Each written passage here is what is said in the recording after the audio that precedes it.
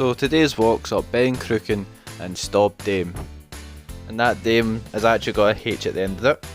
Thank you. Now, unfortunately this isn't a mountain of chocolate. It is, however, a mountain connected to a route that you do to do Ben Cruachan. It's a horseshoe route basically. Now, Ben Cruachan itself is actually a mountain with a hydropower station built underneath it. Now, before we go too far into this and you actually come up and see the dam, which you will see in just a wee second, how do you start this walk? Well, you start it on the A85. From there, you park at a lay-by and you go towards the train station at Ben Cruachan. And then from there, you go under the underpass and you take a left. Unfortunately, you can't see this in the video because I completely forgot to start videoing, and as nice as it may be to watch it on video, I'm not that dedicated to cause to run back and actually show you, so sorry. So you're just going to have to make do with what I've got just here. So on your way to the dam, you'll come across a stile. It's quite a high, yep, there you go, it's quite a high stile. Now, whilst I was going across, I fell. There's no nice way to put it, but I fell, and it was a belter of a fall.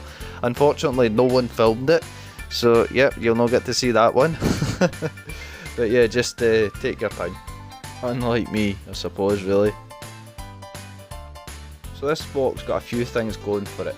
So two of them I've already mentioned, one being that it's got a power station built underneath it. Second is it's a mountain named after a chocolate bar. Third, unfortunately, is it's absolutely heaving with midges. And on this day it was absolutely roasting and the midges were rife.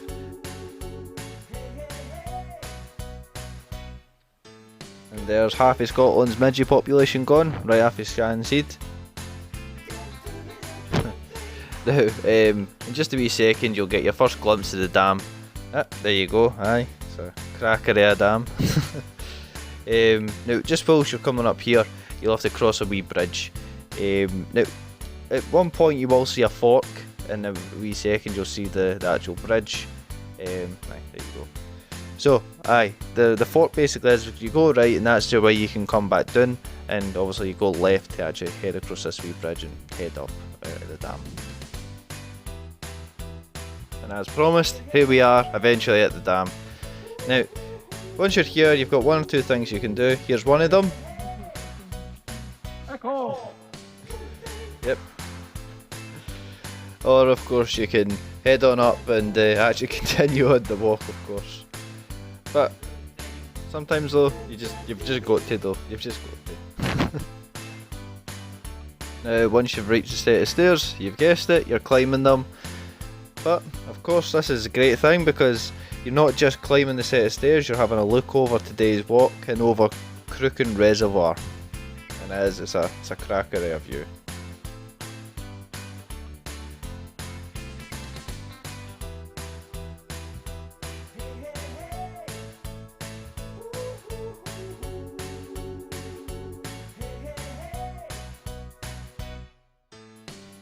So once you've taken your views and had a look over Cruachan Reservoir, you're going left on the dam, keep going and sticking to the left, and then from there you try to find a road which will take you left along and up towards where you can actually start climbing up a re-entrant, or basically where a stream used to be on Cruachan.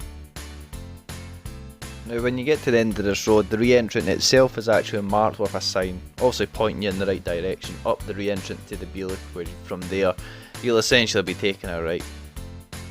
Whilst we're walking on the road, we actually bumped into a guy testing the waters, and he'd actually says to us that he'd never actually seen the reservoir this shallow before. Usually it's right up and it's much higher than that, and if you go back in a little bit in the video you can actually see that it's much shallow and it's actually where it's supposed to sit. Now, as you can see here, we're actually walking up the re-entrant all the way up to the Beely. So yeah, like I said, just take that signpost and just follow it right up. Now this is us actually at the top of where the Beely is. So this is a good point just to stop, have a wee bit of lunch, have something to eat or a wee rest, because that wasn't exactly flat, that is steep. And from here, basically all you're going to be doing is following that fence line right to go up Ben Cruachan.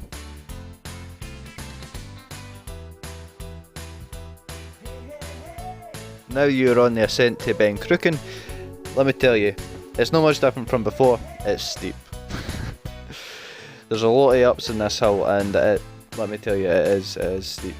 However, at least this time though, there's an excuse to actually stop, because the views are brilliant. Having a wee look over, you'll just see in a wee second, it's absolutely cracking. See, there you go, beautiful. So, onwards and upwards.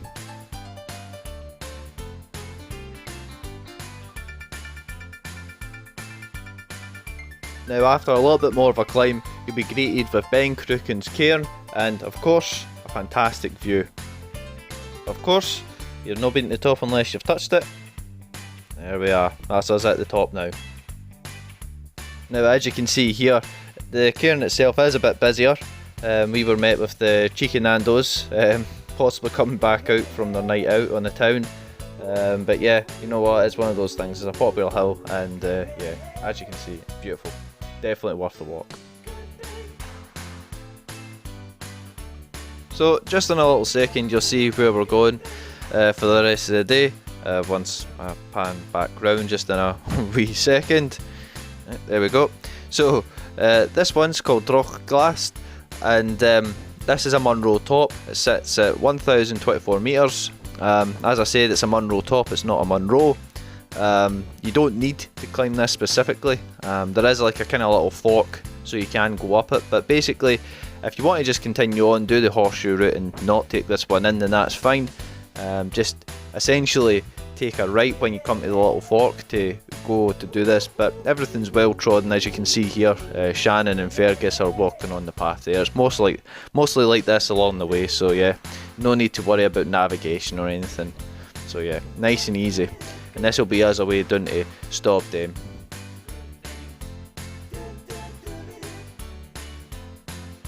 Now just a little second, you'll actually see what you've walked already today, and as Fergus mentioned whilst we were walking, he says it actually looks a lot more intimidating doing it in reverse than it would be doing it the way we done it.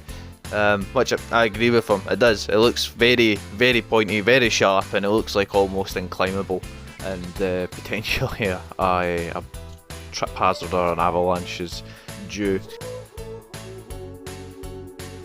Now, back to the walk at hand. So, in just a wee second, you'll see Droch Glast. So, we've actually bypassed it and we've actually took, as I mentioned before, the right hand path, essentially, to, as I've said, bypass it basically. So yeah, we're trying to go up Stob Daimh, as you can see here in the footage. And yeah, it's not too bad. It's after obviously a full, more or less, day's walking, it's starting to get a bit more tiring, and you can certainly feel it in your knees. So yeah. So as you can see here, this is us at the top of Stob Daimh. And of course we weren't greeted with a mountain of chocolate, unfortunately, as much as we could have done with it. We were actually greeted with a cairn. Now, of course, as always, you've not been to the top unless you've touched it. There we are, that's us, we're at the top now.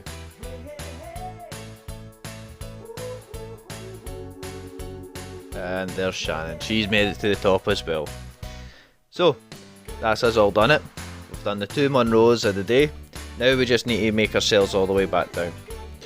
So basically, yeah, we started walking back down, started going along the well-trodden path. We went down to the Bealach between Stob Daimh and the continuation of the actual ridge itself. And then from there, you're basically following the path as best you possibly can, keeping to the left and crossing potentially a stream if obviously it's a bit more wetter. For us it was dry, so it wasn't flowing as such.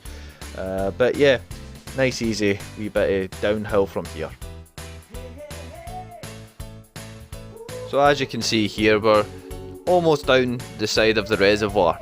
So we've been down by the Bealach, followed down the stream, and of course we've made ourselves down nice and safe.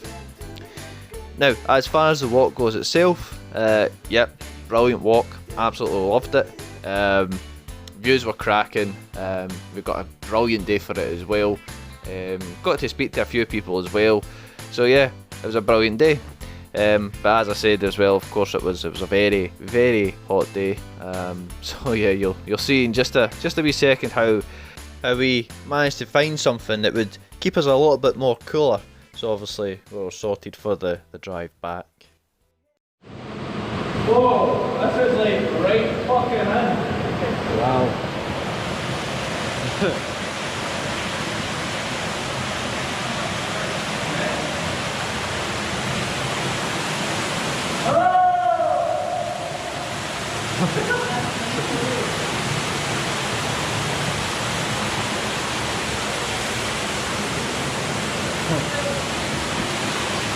I was actually just from a drive up to get the explode that wee bit. Aye. Oh man, it's back into the gear. Oh my god.